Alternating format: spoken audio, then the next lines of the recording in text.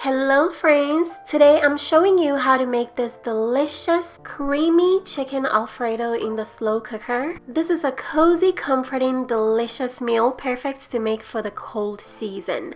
Let's get started. Start by getting your slow cooker, then place some chicken breast into it. Next, we're going to season the chicken with some salt, black pepper, Italian seasoning, garlic, and onion powder. Mix the spices together, then season the chicken breast. Then for extra flavor, we're going to add some chicken bouillon cubes. Next, add some butter, then pour in some heavy cream and whole milk.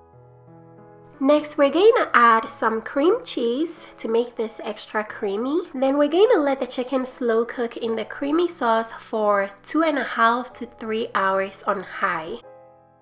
Once the chicken has slow cooked for about 3 hours, we're going to take them out of the slow cooker, then place them onto a separate plate. We're going to shred the chicken, but before we do that, we're going to pour some dried pasta into the creamy sauce. Go ahead and mix it in. Then we're going to go back to the chicken and shred it up into chunky pieces. Once the chicken is all shredded, we're going to add it to the slow cooker. Mix everything together.